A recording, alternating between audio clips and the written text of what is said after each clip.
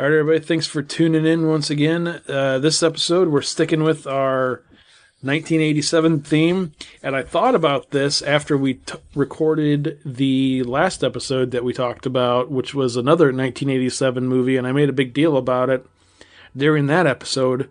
But the way that we release episodes, I have no idea when these episodes are coming out.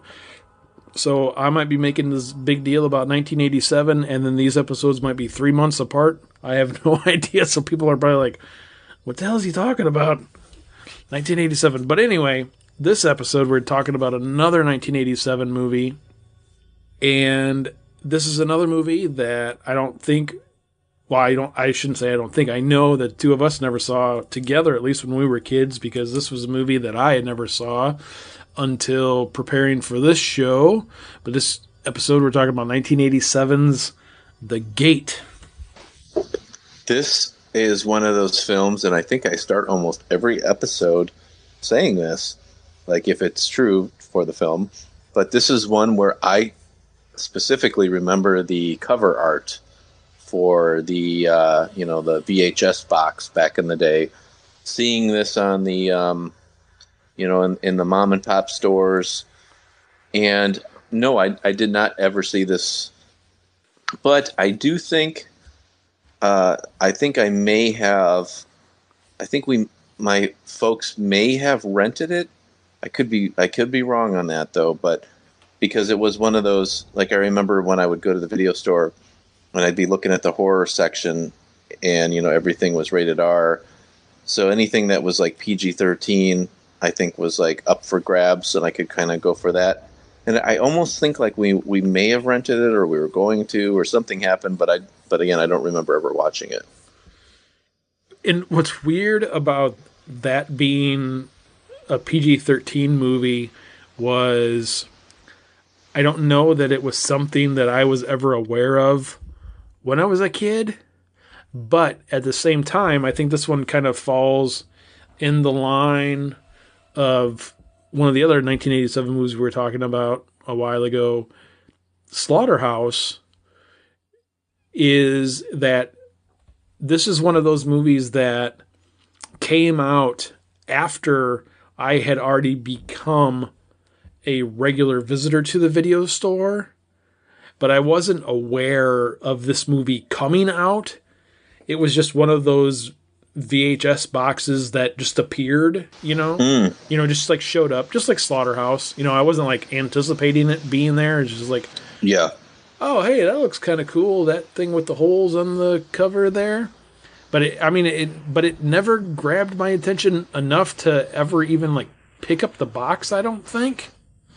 And the reason why I say that is because I had no idea this was a kid's movie not until I watched it, but up until recently, which is the reason why I wanted to watch it for this, because once I found out it was like geared towards like younger people, I was like, oh, well, that might be kind of cool. Yeah, I had no idea when I was a kid, though, that this was geared towards, it would have been geared towards us. Yeah, this is kind of like, goes back to like what we talked about, like with Monster Squad in the past, and, the Goonies, and then obviously nowadays with the, I guess it's not that new anymore, but like Stranger Things, this whole idea of a group of kids that, discover something in the neighborhood or whatever. And yeah, it's right along lines with all of that. And I never saw it before this. I think I started it a few years back. I think it was might have found it on Netflix or something. And I started like the beginning of it, but I never finished it. So my first time seeing it was last week. Definitely a late 80s film. There's no question about that. As soon as you put it in, you figure that out real quickly. Yeah, the main character in this is played by a very young Stephen Dorff, which I think this actually was his first movie, but he was really young. But if you ever wanted a poster boy for 80s, you just take Stephen Dorff out of this movie, because he is like the poster boy for 80s in this movie.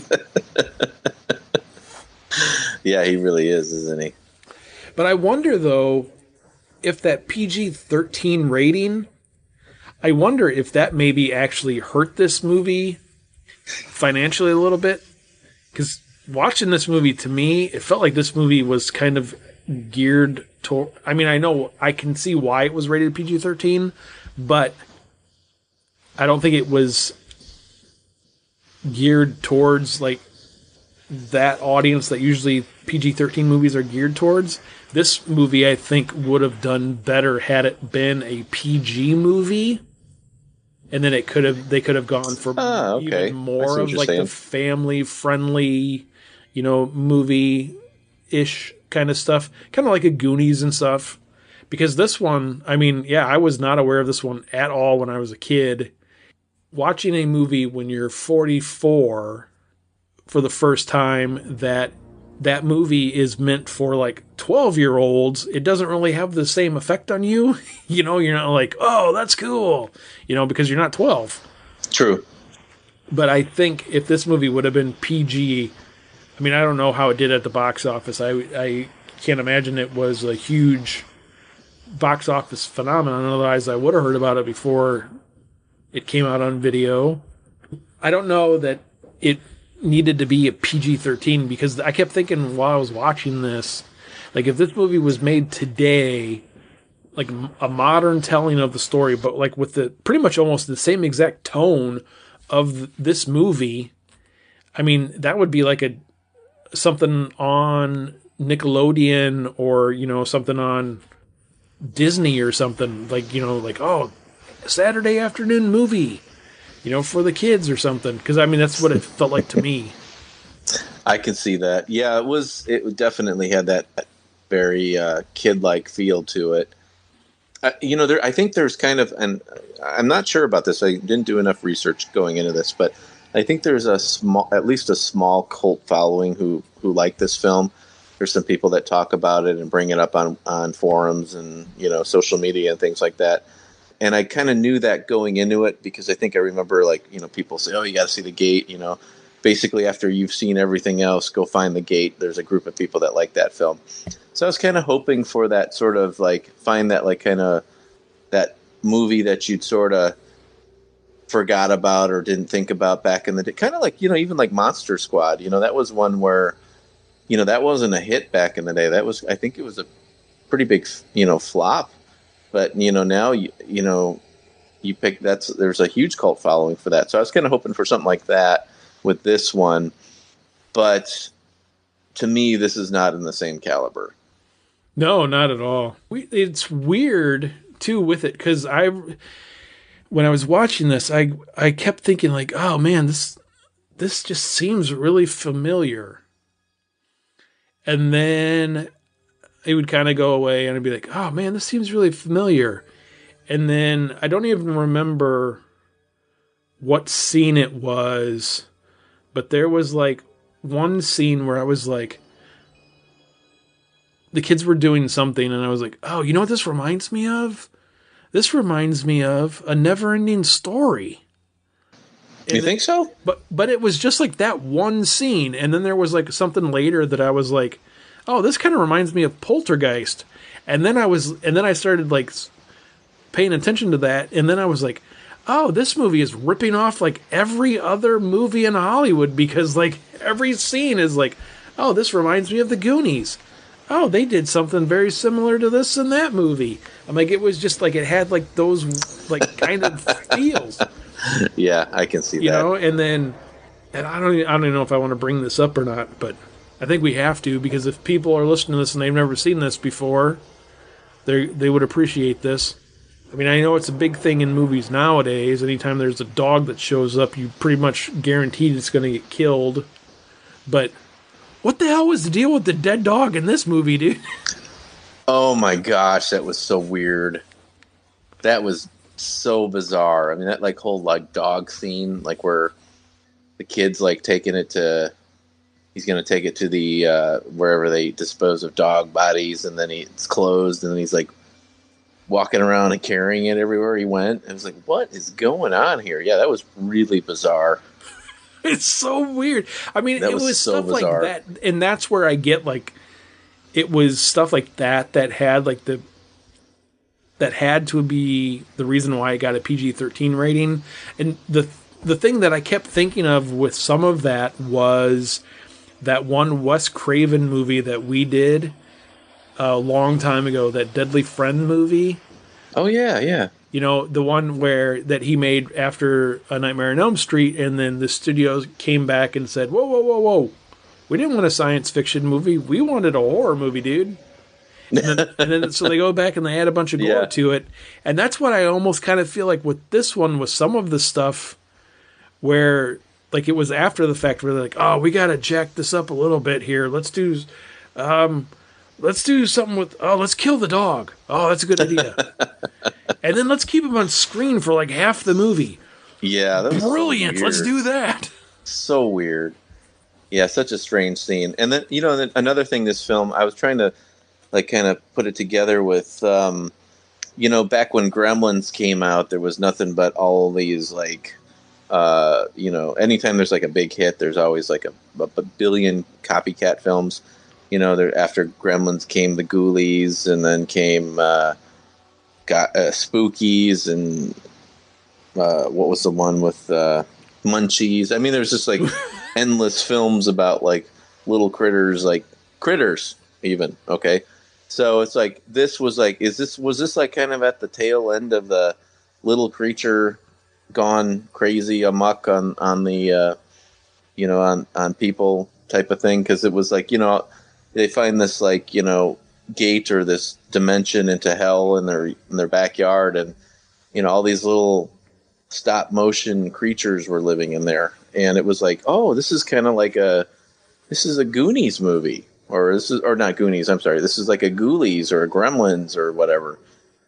And that was like, that surprised me. I didn't expect it to be like one of those like little creature films, which is what it really turned out to be. What's funny is when finally those things made their way onto the screen, which was another thing, because this movie was like the slowest burn ever for anything to happen. You're like halfway through the movie, and then finally you're like, oh, hey, there's one of those things. Cool. And then it ends up being, like you had said, like a little critter instead of like I was expecting a monster. Yeah. And then this thing pops up, and then I'm like, oh, that's what that is, huh? That's cool. But it reminded me of... Holy cow, this is 10 years old. It reminded me of that movie that me and you went and saw with Katie Holmes. That Don't Be Afraid of the Dark movie. Is that 10 years old already? Yeah, it was a 2010 movie. Holy shit, dude. Wow, that was 10 years ago. Where did the time fly?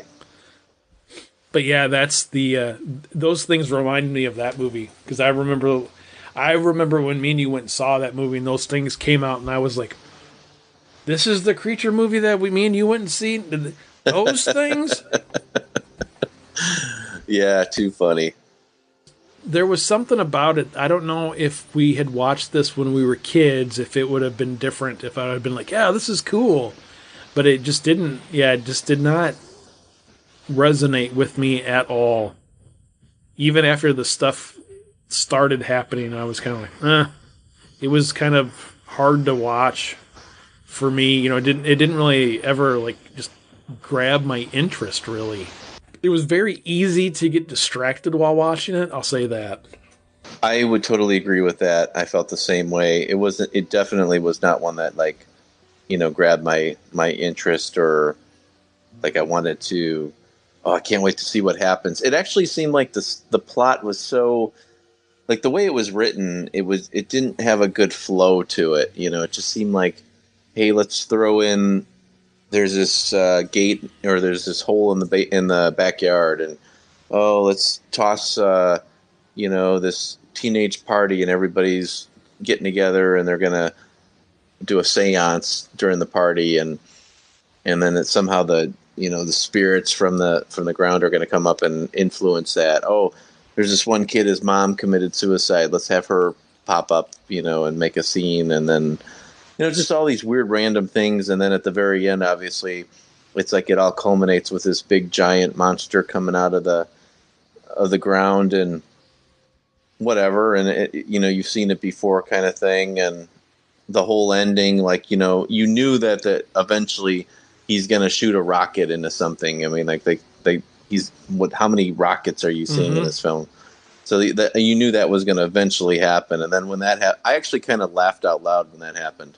When finally, because like the first rocket, something went, he couldn't light it or whatever, but the second one, he lights it and it goes flying into the monster's chest, and it just kind of his chest like kind of just absorbs it or whatever. Yeah. It was that was pretty funny. This molded the clay right around it. Right. And then whatever happens, it blows up, or I forget, what was it, like flames kind of end up inside of it, and then the whole house is destroyed. And what a bizarre ending too, with like all the kids just sitting on the front porch step, like, oh yeah, well, all right. So let me ask you this, kid, because I will say this, because this goes along with my whole idea that this movie is geared towards pre-teens.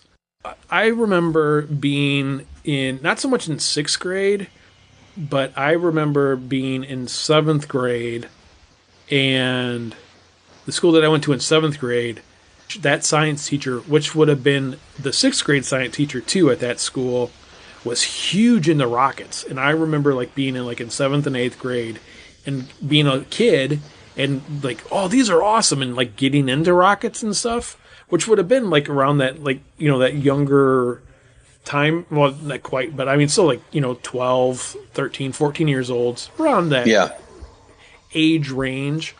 But yeah, same as what you had said. As soon as I saw those rockets, as soon as I saw that they were making a big deal about the rockets, that's what I'm like, oh, he's either gonna shut something with those, or he's gonna kill something with those.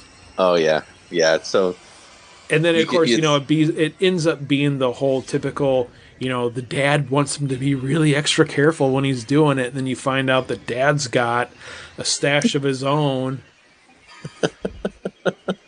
But yeah, I bet you that was probably as much of a selling point for somebody as anything else with that movie was. I would imagine probably in 87, those do-it-yourself-at-home rockets were probably either coming into or at the height of their popularity. Sure. No, that totally makes a lot of sense. Yeah, absolutely. Wouldn't that be hilarious if we found out, like, I don't know, somebody messaged in after this and they're like, hey guys, you want me to tell you a story about the gate? Actually, it was the model rocket companies that were behind that movie, and they produced it. Too funny. Oh, man. No, yeah, you could definitely see that coming there. But yeah, I mean, overall, this wasn't anything that I ever connected with. I mean, I've said it a bunch of times, but yeah, this was geared towards an audience that is definitely much younger than I am. So I don't know that if I would have watched this when I was younger, if I would have been like a big fan now. But I will say, though, that actually is why I wanted to watch it, because I am a big fan of a lot of those other shows and movies out there, like Stranger Things. Yeah, I love that show, and Goonies and stuff. I love those. So I was kind of hoping for that with this. Like, oh, that'd be kind of cool to discover a movie from my youth that I didn't know about. Yeah. But unfortunately, what I kept thinking of as I was watching this was like, man, I don't know what's worse, watching this or watching that one movie that came out right around that same time area, Mac and Me. Oh. Too funny. Yeah, this one was like one too for me that I was like, I kept another film that we've never talked about yet, but that kind of gave me similar vibes as this one was, and it's actually a better film in terms of how it was directed and what have you, called Invaders from Mars, and it came out in like the mid to late 80s, and it was a Tobe Hooper film. It was a remake, and it's not a very good film, but it's like kind of the same vibe I got as this one, only this was like a little bit more of a B-C level film than that. But yeah, I agree with you. Yeah, it was like one of those, like, you're hoping to find like this gem, like, oh, I can't wait to see this one again, and then you're like, I don't know about this. Yeah, so it's a thumbs down for me for sure. Unfortunately, I have to do the same thing. I was so hoping just to even give it like the beer and popcorn rating and say, yeah, you could toss this in, it'd be great. But overall, I can't do that with a clear conscience. So thumbs down for me as well.